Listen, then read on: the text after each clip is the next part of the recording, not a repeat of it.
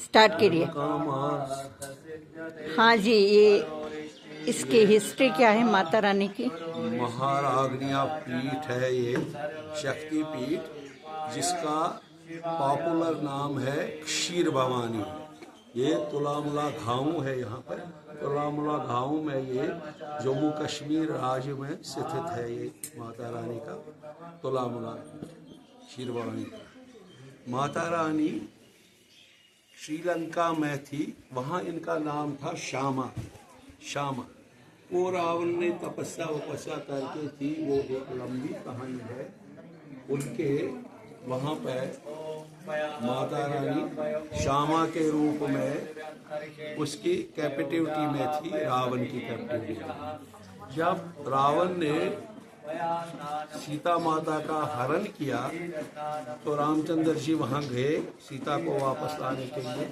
वहाँ कुछ वाद विवाद हो गया उनका, तो माता रानी ने इच्छा प्रकट करी, मैं तो यहाँ से निकलूंगी अब। और रामचंद्र जी को बोला मुझे यहाँ से निकलना है, तो उन्होंने हनुमान को आदेश दिया, पवन पुत्र माता को यहाँ से निकाल ले जाओ। माता ने आते आते इच्छा प्रकट करी कि मैं कश्यप ऋषि के देश में, जहाँ ऋषियों की आदेश है, मैं वहाँ जाकर मैं अब वहाँ हूँ। तो माता रानी ने खुद ही इच्छा प्रकट करी है, ये जगह का चयन किया, यहाँ अब आगे यहाँ स्थापित हो जाऊँ। तो उसके बहुत साल बाद उसके बाद यहाँ खाली दलदल था, ये मार्शी लैंड था, ये जमीन नहीं थी, मार्शी लैंड था। तो माता के साथ वहाँ से 364 नाग आए थे जो माता के साथ थे। हाँ, वो आ गए थे, इसलिए उनको ऐसी ही मार्शी लैंड थी जिसमें वहाँ वो नाग रह सके, पानी वानी हो आए। तो यहाँ आकर मानी, क्योंकि उनका मन उप गया था, वहाँ नर बलि दी जाती, रावण को नर बलि देता था, पशु बलि देता। इसलिए माता ने ये निर्णय किया कि यहाँ मैं वैष्णव रहूँ, यहाँ मैं खाली दूध की मैं भोग ले लूँगा। दूध में हिंदी को, संस्कृत में दूध को क्षीर बोलते हैं, इसलिए माता का नाम, पॉपुलर नाम क्षीर भवानी। और माता रानी यही है। और शंकराचार्य जी और विवेकानंद जी की यहाँ माता रानी का ये शक्तिपीठ है। इसका एक विशेष गुण है कि यहाँ पर आध्यात्मिक उन्नति, आध्यात्मिक जो आदमी की जिज्ञासा होती है वो पूर्ण हो जाती है। यहाँ पर आदि शंकराचार्य जो सारे देश का भ्रमण कर रहे थे उस टाइम, जब वो कश्मीर आए, वो शिवोहम शिवोहम शिवोहम कहते थे। लेकिन जब माता रानी जी यहाँ आए, शारदा भगवती जी के यहाँ गए, तो उन्होंने कहा कि शिव से ऊपर भी शक्ति है।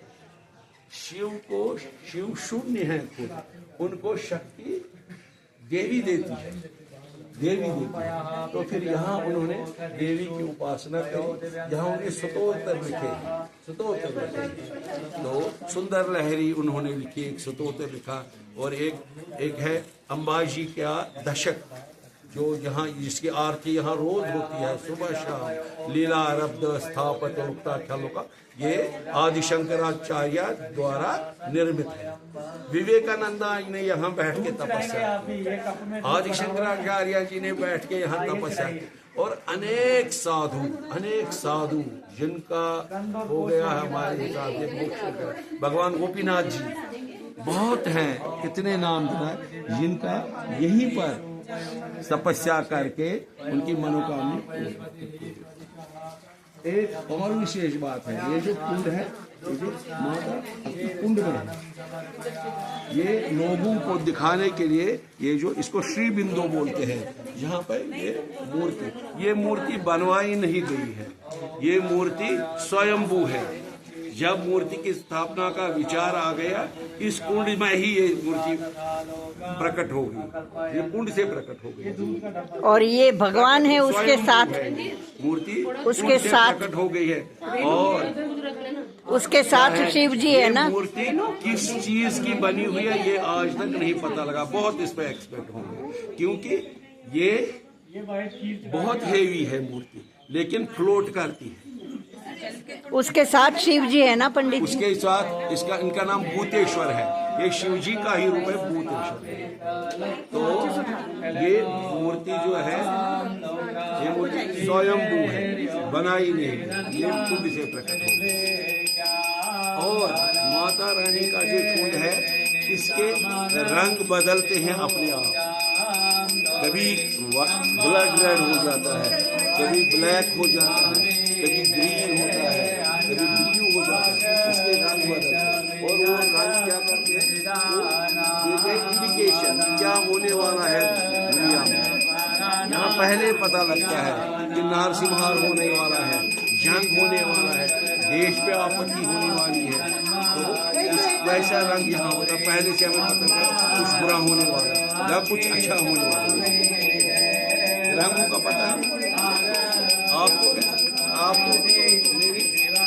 कैसे पता है? Yellow yellow